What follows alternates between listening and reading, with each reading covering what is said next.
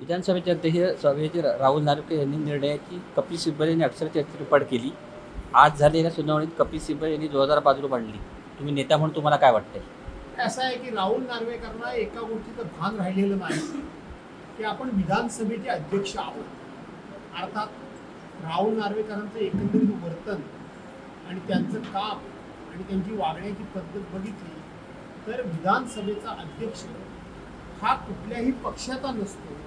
त्याची भूमिका ही पक्षातीत असली पाहिजे. परंतु राहुल नार्वेकरांसारख्या व्यक्तीकडून अशा गोष्टीची अपेक्षा करणं हे चुकीचं आहे. सध्या राज्यभर रस्त्यावरच्या खड्ड्याचा विषय गाजतोय. तुमच्या मतदारसंघातील रस्त्याची परिस्थिती काय आहे? खराब झालेल्या रस्त्याबाबत जबाबदार कोण?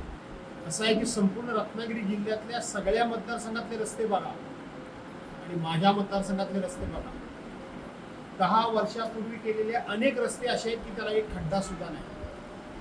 आणि गेल्या 2-3 वर्षामध्ये ज्यांच्या मतदारसंघात रस्ते झाले ते रस्ते आज जागेवर नाही. तिथं रस्ता कुठे आणि खड्डा कुठे आहे हे शोधणं कठीण आहे. इतके खड्डे आहेत, रस्ता शोधून सापडत नाही.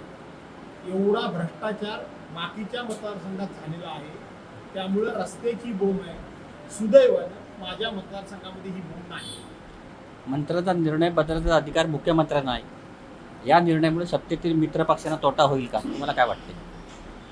मंत्र्यांनी घेतलेले निर्णय जे आहेत ते बदलायचा अधिकार मुख्यमंत्र्यांना आहे. हो, आहेच ना. नेता म्हणून त्यांच्या मित्र पक्षामध्ये त्यांना काय वाटतं? नाही, तोटा असं होईल का? आहे की मुख्यमंत्र्यांना कुठल्याही मंत्र्याचा निर्णय बदलण्याचा अधिकार आहे. परंतु सध्या जे चाललेलं आहे ते मुख्यमंत्री आपल्या पक्षातल्या नेत्यांचे निर्णय बदलत नाही. मित्र पक्ष जे 2 आहेत, एकनाथ शिंदे आणि अजितदादा पवारांचा जो पक्ष आहे त्यांच्या मंत्र्यांनी घेतलेले निर्णय सर्रास बदलण्याचं काम राज्याचे मुख्यमंत्री करतायत. त्यामुळं राज्याच्या मुख्यमंत्र्यांनी सर्वांकडे समन्यायानं बघितलं पाहिजे. मुख्यमंत्री हा संपूर्ण राज्याचा पालक असतो.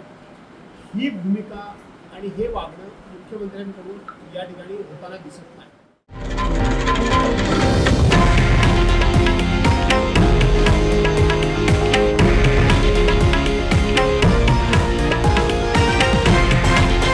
हे आहे देशातील नंबर 1 न्यूज नेटवर्क आणि आपण पाहत आहात TV9 मराठी, एकमेव.